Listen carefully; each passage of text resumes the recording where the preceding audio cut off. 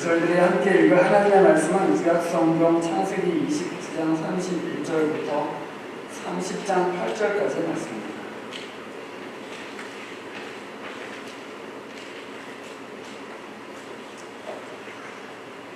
구약성경 창세기 29장 31절부터 30장 8절까지의 말씀입니다.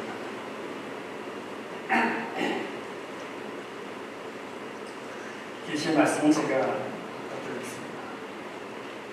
주님께서는 레아가 남편의 사랑을 받지 못하는 것을 보시고 레아의 꾀를 열어주셨다. 라헬은 임신을 하지 못하였으나 레아는 마침내 임신을 하여 아들을 낳았다.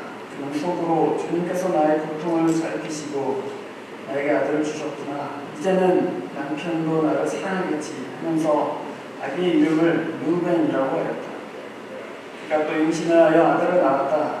그는 속으로 주님께서 내가 남편의 사랑을 받지 못하여 하소연하는 소리를 들으시고 이렇게 또 아들을 주셨구나 하면서 아들의 이름을 시므온이라고 하였다. 그가 또 임신을 하여 아들을 낳았다. 그는 속으로 내가 아들을 셋이나 낳았으니 이제는 남편도 별 수 없이 나에게 단단히 내겠지 하면서 아이의 이름을 레위라고 하였다.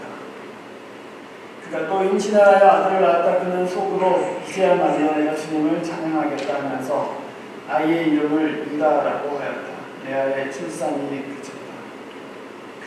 라헬은 자기와 야곱 사이에 아이가 없으므로 언니를 시세우며 야곱에게 말하였다. 나도 아이 좀 낳게 해주세요. 그렇지 않으면 죽어버리겠어요. 야곱은 라헬에게 화를 내면서 말하였다. 내가 하나님이라도 된단 말이요? 당신이 임신할 수 없게 하신 분이 하나님이신데 나도 어떻게 하라는 말이요? 라헬이 말하였다. 나에게 몸종 비라가 있어요. 비라와 동심하세요. 그가 아이를 낳아서 나에게 안겨주면 비라의 몸을 빌어서라도 나도 당신의 집안을 이어나가겠어요. 라헬이 자기 몸종 비라를 남편에게 주어서 아내로 삼게 하니 야곱이 빌하와 동침하였다. 마침내 비라가 임신을 하여 야곱과 비라 사이에 아들이 태어났다. 라헬은 하나님이 나의 호소를 들으시고 나의 억울함을 풀어주시려고 나에게 이 아들을 주셨구나 하면서 그 아이의 이름을 단이라고 하였다. 라헬의 몸종인 비라가 또 임신을 하여 야곱과 사이에서 두 번째로 아들을 낳았다. 라헬은 내가 언니와 크게 겨루어서 마침내 이겼다 하면서 그 아이의 이름을 납달리라고 하였다. 기도하겠습니다.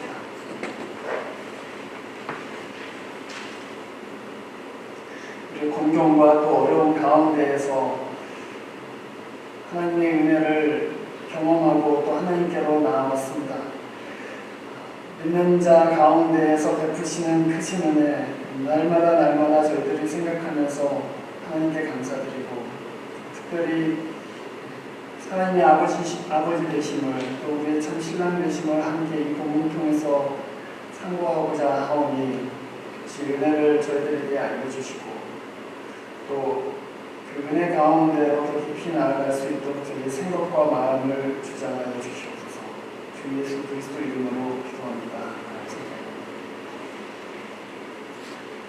지난 시간에 말씀드린 것과 같이 본문 31절과 33절에서 세번역 성경은 레아가 남편의 사랑을 받지 못했다 이렇게 번역했는데 사실 원문으로 보면은 레아가 남편에게 미움받았다 이렇게 되어 있습니다. 레아의 인생을 생각해 보면 참 불행한 인생이라고 저희들이 볼 수 있습니다. 지금 저희들이 몇 주간 보고 있는 이 야곱의 인생 가운데 주요한 캐릭터들이 있습니다.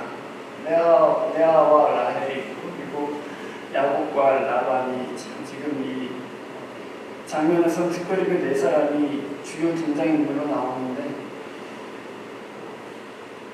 그 누구도 레아를 사랑하는 사람이 없습니다. 아버지 라반은 자기 욕심 때문에 자기 딸이 사랑을 받건 못 받건 결혼 생활이 어쩌하건 상관없이 그냥 이 첫째 딸을 속여서 부인으로 줘버리죠. 야곱은 자기가 사랑했던 여인 사이에 끼어들어온 이 레아를 별로 귀하게 생각하지 않고 또한 미워합니다. 우리가 본문 30장에서 보는 바와 같이 라헬은 이 레아가 자기 남편을 채갔다라고 생각하고 언니와 평생 동안 라이벌 관계로 미워하면서 지냅니다. 그래서 레아의 입장에서 생각해 보면은 아무도 나를 사랑해주는 사람이 없구나 하는 것을 저희들이 보게 됩니다. 레아의 가장 큰 어려움은 남편이 자기를 사랑하지 않는다는 것이죠. 그런데 반면에 라헬은 남편에게 사랑받는 여자입니다. 그런데도 불구하고 남편의 사랑을 잃을 것 같은 그런 두려움이 가득합니다. 그래서 아이를 낳아서 언니를 이겨야지만 행복할 것 같은 그런 생각이 들어요. 죽을 만큼 그것 때문에 고통스럽습니다. 여기 불을 좀 더 펴주시겠어요? 오늘 이 본문 30장 1절 2절에서 보시면은 라헬이 야곱한테 가서 아이를 낳거나 아니면 내가 죽어버리겠어요 할 정도로 라헬에게는 그 스트레스가 굉장히 심각했습니다. 여러분 잘 아시는 바와 같이 가정에 아이가 태어나면 그 아이 때문에 그 아이가 아무리 못생긴 아이라 할지라도 참 좋고 웃음꽃이 피고 그러지 않습니까? 아이가 이렇게 아장아장 걸어가는 걸 보면서 그거를 그냥 이리 와봐 이렇게 박수 쳐주고 뭐 연지곤지하고 그러지 않을 사람이 어디 있어요? 자기가 미워하는 아내의 아들이라 할지라도 자기 자식 아닙니까? 그래서 아이들이 나와서 막 걸어다니고 옹알이를 하고 그러면 당연히 야곱도 아내는 미워할 만큼 자기 아들은 귀하게 보는 것이죠. 그렇게 하다 보니 라헬로서는 그것이 굉장히 상처가 되는 것입니다. 이 두 자녀의 모습을 보면 레아는 남편의 사랑을 받지 못해서 불행하고 사랑을 받고 있는 라헬은 아이가 없어서 불행하고 자기가 없는 것 때문에 지금 불행하고 있는 것이죠. 그것이 우리의 인생 모습이 아닌가 그런 생각을 하게 됩니다. 사랑을 받건 받지 못하건 별로 이 세상이 우리를 행복하게 하지를 않습니다.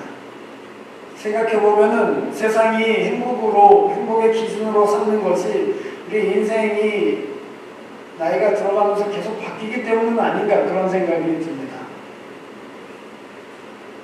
예를 들어서 우리가 20대 때에는 뭐니 해도 외모 아니겠습니까, 여러분? 남자들은 예쁜 여자를 좋아하고 여자들은 잘생긴 남자를 좋아하고 외모가 최고죠. 그래서 인기 있는 사람 또 잘생긴 사람은 행복하게 느껴집니다. 그런데 여러분 막상 결혼을 할 때가 되거나 결혼을 하고 나면 외모보다는 아무래도 능력이지 그런 마음이 듭니다. 좋은 직장을 다니고 있는가, 또 커리어 우먼으로서 경력을 계속 쌓을 수 있겠는가, 또 내 삶에 어떤 희망적인 그런 퀄리티들이 있는가 하는 그런 능력에 관한 생각들을 많이 하게 됩니다. 근데 여러분 그게 또 인생이 30대를 넘어서 40대, 50대로 가면은 돈이 또 행복의 기준이 됩니다. 그때 되면은 학벌이 어떤가 별로 중요하지가 않게 되고 또 외모? 그런 게 어딨어요. 돈 많으면 좋죠, 그쵸?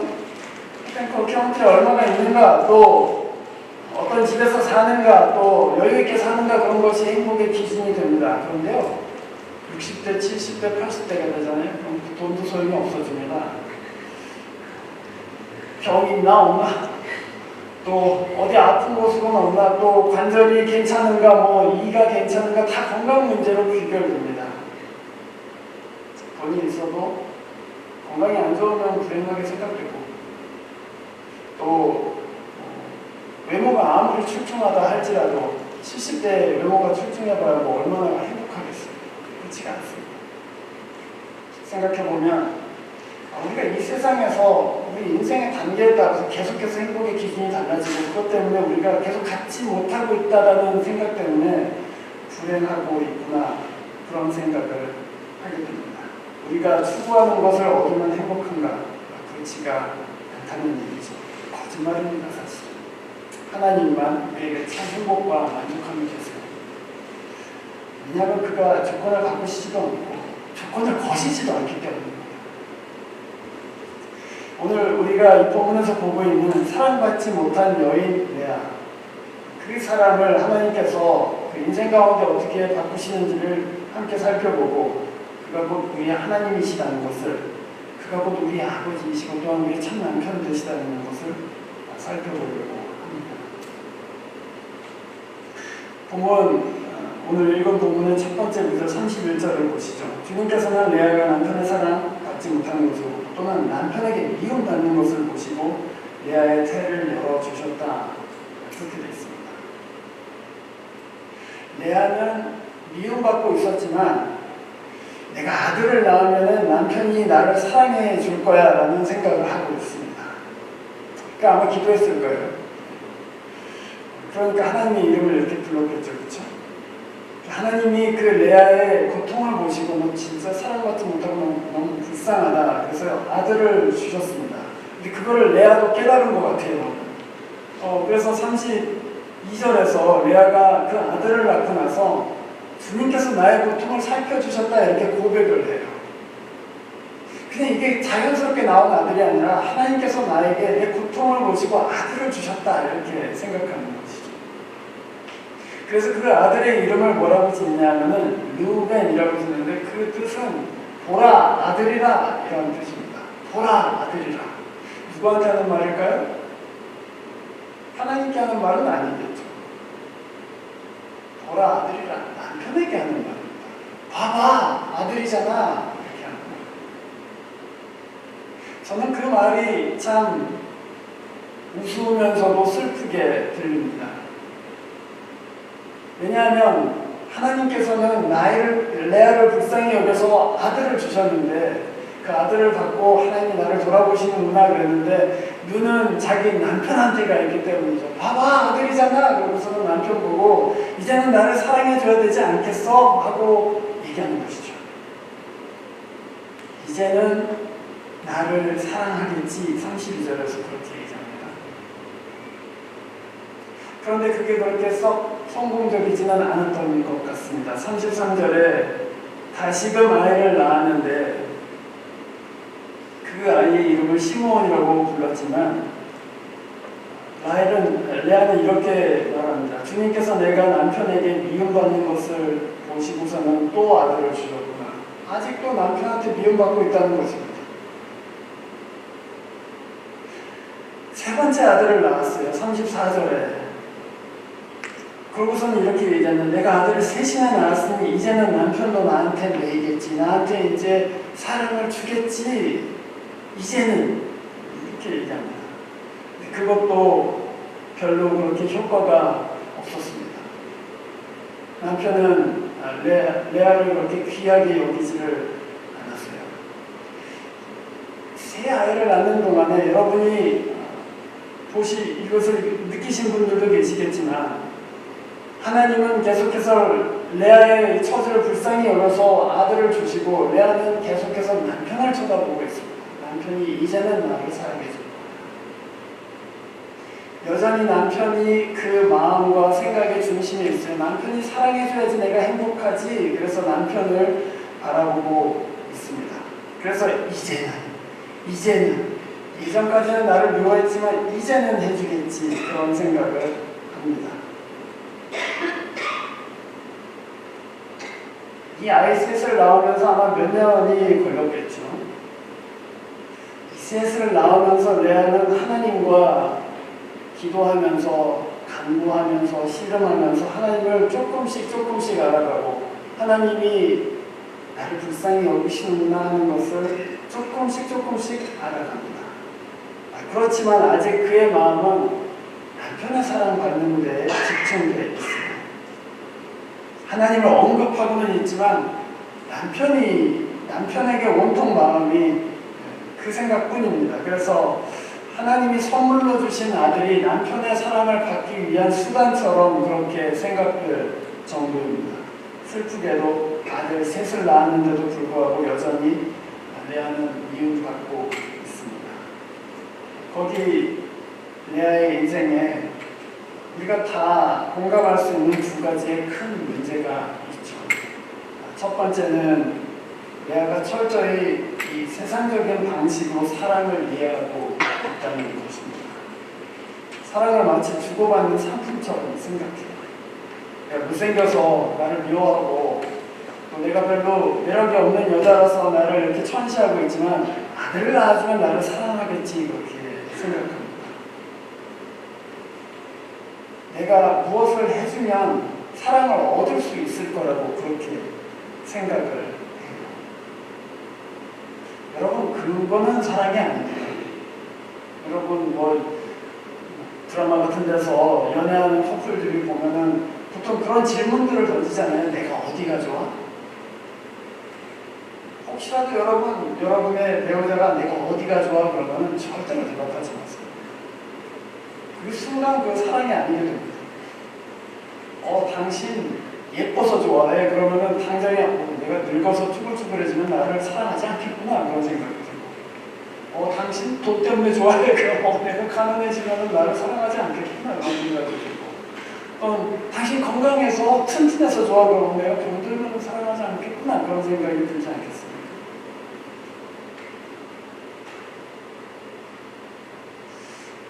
자기가 하는 사랑이 사랑인 줄을 사랑이 아니라는 것을 알지 못합니다.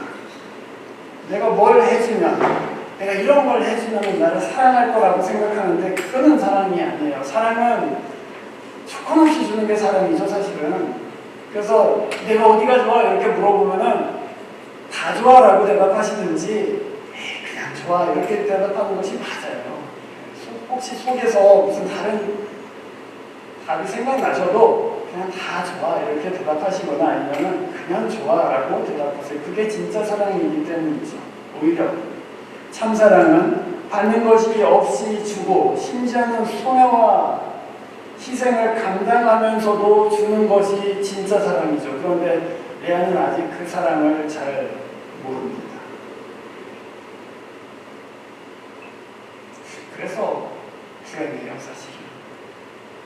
돈 주고 살 수 있을 것 같고 아들 주면 살 수 있을 것 같은데 그렇지 못하기 때문입니다. 두 번째 문제가 있습니다. 그 두 번째 문제는 자기가 바라는 것을 위해서 하나님을 이용하고 있다는 것입니다. 믿음이 있어요. 그런데 아직 성숙하지는 않았습니다. 하나님 때문에 행복한 것이 아니라 하나님께서 주시는 것 때문에 행복해요. 아멘.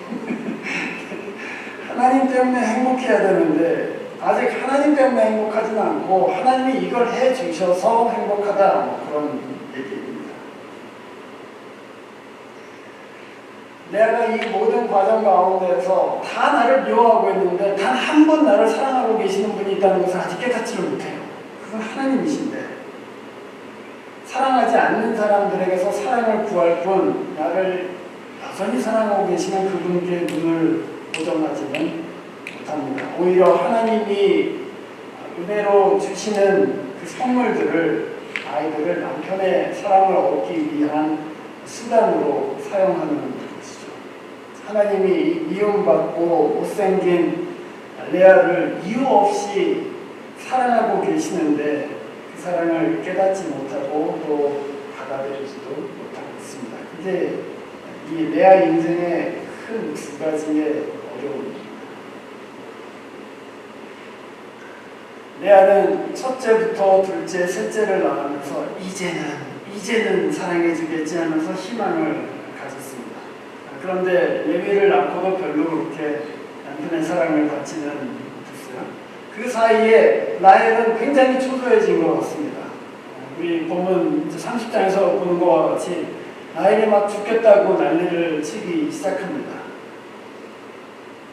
아마도 넷째 유다가 태어난 이후에 이 본문 맨 마지막 절 35절에서는 레아의 출산이 그쳤다 이렇게 돼 있는데 얼핏 봐서는 레아가 이제 폐경기에 이르러서 이제 임신을 더 이상 하지 못했다는 소리처럼 들리지만 사실 30장 후반부로 가면 레아는 아직도 두 아들과 한 딸을 더 낳게 되는 것을 보게 됩니다. 그러니까 35절에 있는 레아의 출산이 그쳤다는 말은 자연적으로 이제 임신을 할 수 없는 나이가 됐다는 말이 아니라 야곱이 더 이상 그와 관계하지 않았다는 말인 것입니다. 그 이유는 30장 초반에 나오는 대로 레아의 스트레스가 너무 극심해졌기 때문이죠. 나한테서 애를 낳아주지 않으면 죽어버리겠다고 하는데 자기 언니한테 들어가서는 안 되는 것이죠. 그래서 남편은 오히려 더 레아를 멀리하게 됩니다. 진짜 아들을 여럿 낳았는데 바라는 대로 되지 않는구나 하는 것을 레아가 알게 되죠. 그런데 여러분, 그 몇 년간의 임신과 출산을 반복하면서 그 몇 년간 좌절과 기대를 막 반복하면서 마침내 레아는 하나님을 만나게 됩니다. 그게 넷째 유다를 낳고 나서 우리가 관찰하게 되는 내용이죠.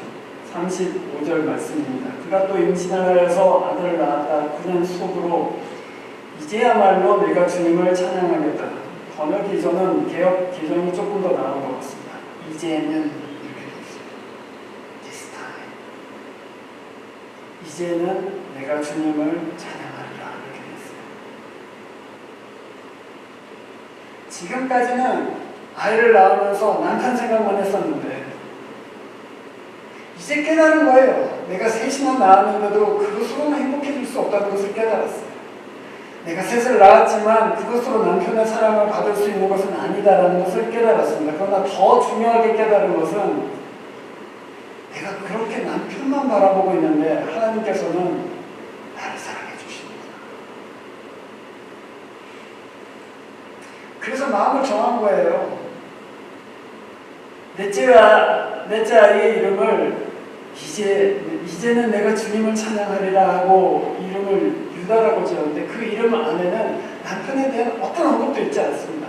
이제는 남편이 나를 사랑해 주겠지, 또는 자기 인생에 대한 후회가 전혀 남아있지 않아요. 내 괴로움을 그런 얘기가 나와있지 않습니다. 하나님이 나를 사랑하고 계시는 것을 이제는 알았다. 그래서 이제는 내가 주님을 찬양해야지. 그렇게 말하면서 유다 이렇게 지었습니다.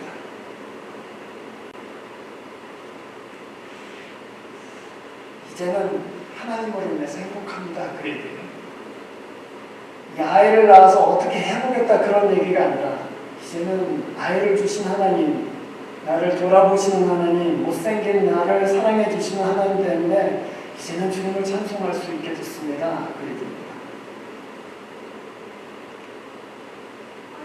여러분, 사시면서 참 못생겼다, 외모를 말하는 것이 아니라 내 인생 참 못생겼다 그렇게 생각하실 때가 많이 있으실 것입니다. 다른 사람에 비해서 가진 것이 없다. 다른 가정에 비해서 행복하지 않다. 다른 사람에 비해서 사교성이 없다. 또는 건강하지 않다. 아이들이 별로다. 그런 여러 가지 내 인생에 못생기고 사랑받지 못할 그런 여러 가지 면들을 여러분이 생각하시면서 마음이 답답해지실 때가 있으실 것입니다. 하나님께서는 그런 우리에게 레아에게 하시듯이 계속해서 은혜를 베풀고 계시는데 우리는 그거를 받으면서 그건 조금 더 부족한 것 같아요. 좀 더 줘보세요. 그래야지 내가 행복해질 수 있을 것 같아요. 그런 생각을 하죠. 하나님께서 레아한테 이제 그만하고 이제 나를 봐라 이렇게 꾸짖으실 것 같은데 하나님께서는 레아를 그렇게 꾸짖지를 않으십니다. 그게 하나님의 은혜죠. 꾸짖어서 깨닫게 하는 것이 아니라 내가 계속해서 너한테 은혜를 베풀어 줄게. 네 눈이 나를 볼 때까지. 그래서 넷을 낳고 나서야 이제는 이렇게 고백하는 거예요. 하나님의 은혜를 깨달으면서 앞서 말씀드렸던 레아의 인생의 두 가지 큰 문제가 해결됩니다. 앞에서 레아는 사랑을 완전히 잘못 생각하고 있다고 그렇게 말씀드렸어요. 주고받는 것처럼, 뭘 주면 내가 얻을 수 있는 것처럼 생각했다고 그렇게 말씀드렸는데 자기 자신을 보니 사랑받을 만한 것이 없는 나를, 모든 사람이 별로 귀하게 여기지 않는 나를 하나님께서 왜 이렇게 사랑하시는가 깨닫게 됩니다. 나에게 아들을 내시나 주시다니, 이렇게 볼 것 없는 나에게 하나님께서 이렇게 계속해서 은혜를 베푸시다니 하는 것을 알게 돼요. 우리 예전 찬송이지만 왜 날 사랑하나 그런 찬송이 있습니다. 왜 날 사랑하나 그런 찬송이 있죠. 그거 우리가 예수 믿을 때 그 은혜를 깨달을 때 하나님께 꼭 드리는 질문입니다. 마치 우리가 데이트할 때 왜 날 사랑해? 내가 어디가 좋아하는 것처럼 하나님께 주님 왜 저 같은 거 사랑하십니까? 저같이 험한 것을, 저같이 못생긴 것을, 저같이 볼품없는 것을 왜 사랑하십니까? 하고 묻는데 그것을 이 로버트 파킨니스라는 사람이 너무나도 잘 캡처한 거죠. 왜 날 사랑하나? 영어로는 Why should he love me so? 이렇게 됐습니다. 주님은 어떻게 대답하실까요? 그냥 사랑한다. 이렇게 대답하실 것 같습니다. 그리고 사실 너에 대해서 수많은 생각을 이미 하고 있습니다. 사람이 못생긴 것 나이 들면 다 사라집니다. 사실 그렇죠? 20대 때 아무리 못생겼어도 70대 되면 비슷하잖아요. 사람이 아무리 건강하고 펄펄 뛰어도 나이가 들면 다 평준화 됩니다. 그렇죠? 그게 중요한 게 아니란 말이죠. 하나님께서 왜 나를 사랑하시는가?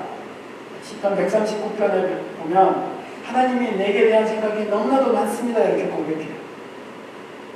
내가 너를 창조 이전부터 너를 향해서 갖고 있던 수많은 생각들이 있다. 아마 그렇게 대답하시지 않을까. 그 사랑에는 이유가 있지 않고 그 사랑에는 조건이 없다는 것을 하나님 은혜를 깨달을 때 알게 되죠.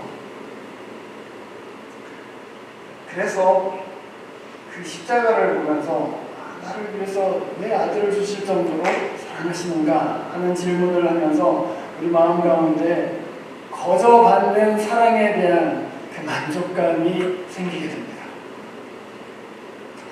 이제는 그래서 남편의 사랑을 못 받는다 할지라도 하나님을 찬송할 수가 있고 다른 사람이 나를 귀하게 여기지 않는다 할지라도 하나님이 나를 붙들고 계시는데 하나님이 나를 이렇게 사랑하시는데 왜 우울한가 하는 그런 마음으로 하나님 앞에 당당하게 설 수가 있게 되는 것이죠.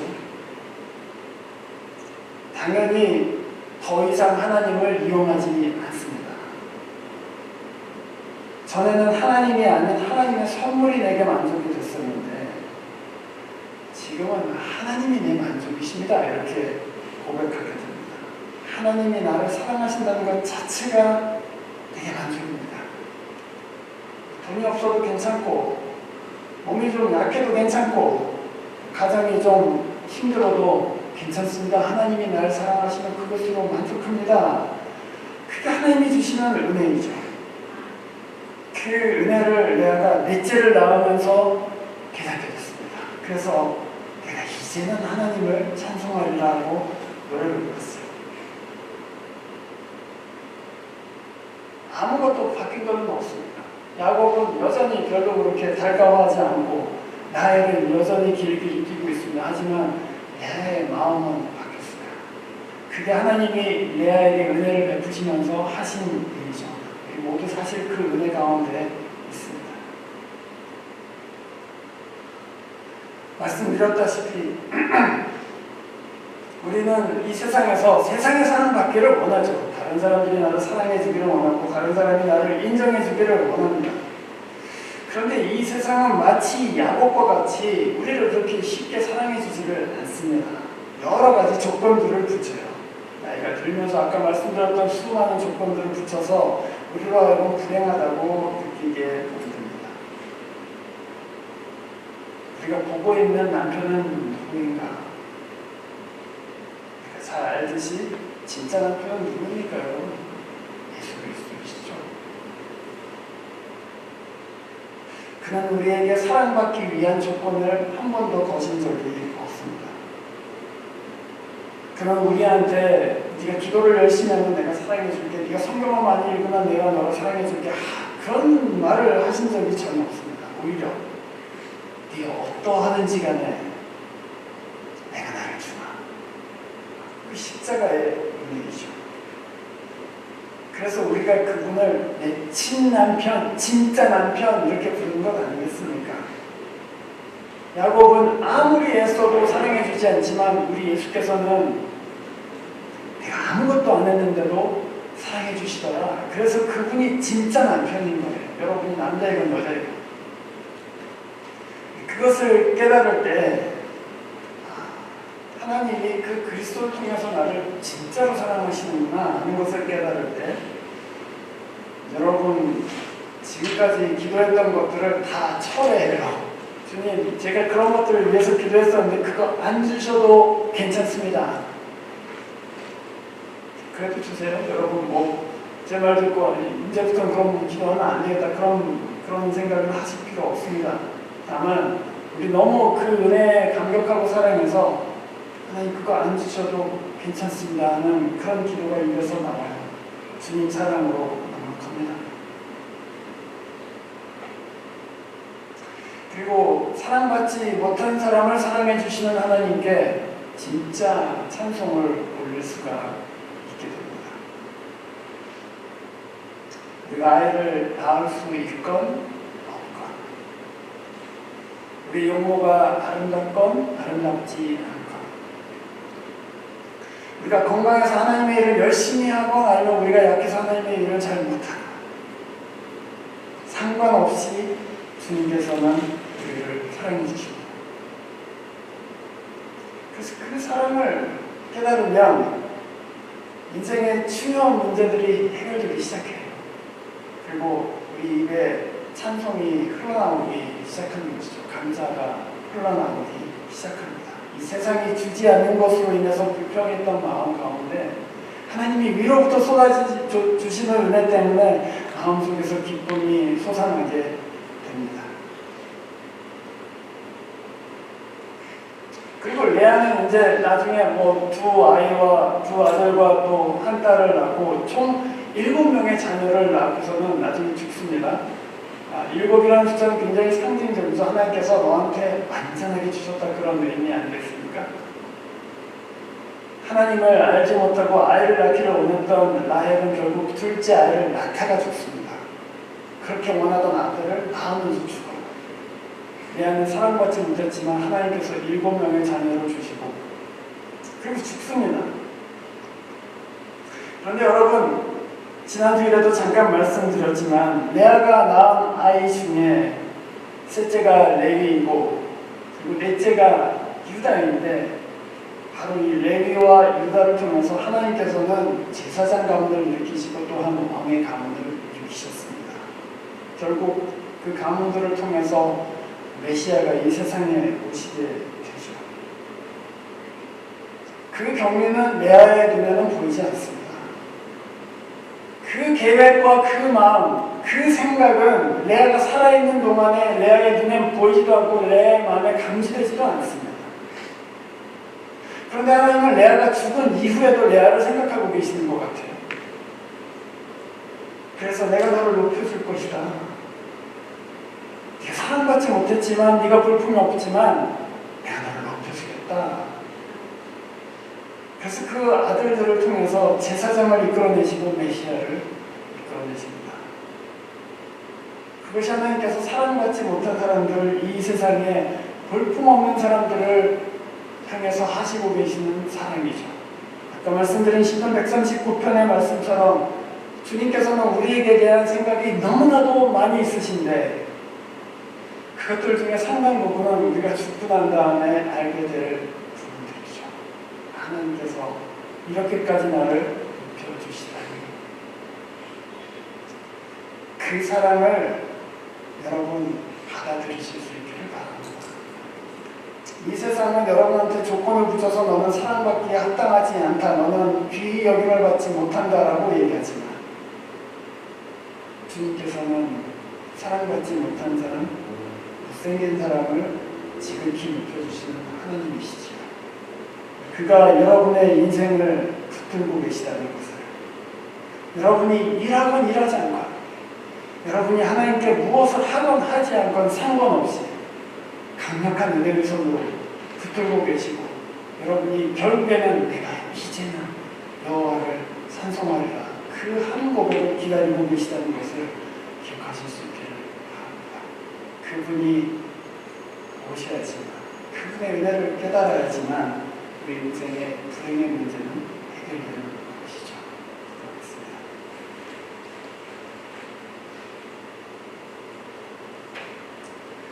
그렇습니다. 주님께서 왜 우리를 사랑하시는가 묻고 그 답을 알면서도 또 묻게 되는 질문입니다.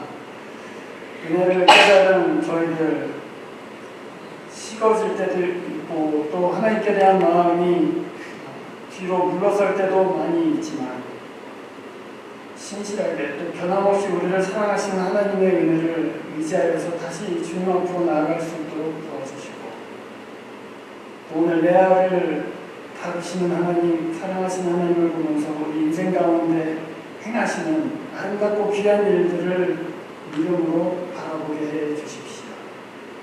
그래서 이 요에코 하늘교회 어쩌면 이 세상에서 사랑받지 못하고 또 어쩌면 이 세상에서 천시당하는 저희들이라 할지라도 하나님 눈에는 귀하고 아름다운 자녀인 것을 깨닫고 기쁨 가운데 살 수 있도록 또 하나님께 찬송하며 살 수 있도록 도와주시옵소서. 주 예수 그리스도 이름으로 기도합니다. 이제는 우리 주 예수 그리스도의 은혜와 하나님의 극진하신 사랑과 성령의 교통하심이 제 사랑받기에 합당하지 못하나 그 은혜 베푸심을 깨달은 그래서 행복하고 복된 제 자녀들을 위해 그 가족들과 일터를 위해 이제와 영원토록 함께 계시기를 간절히 축원합니다.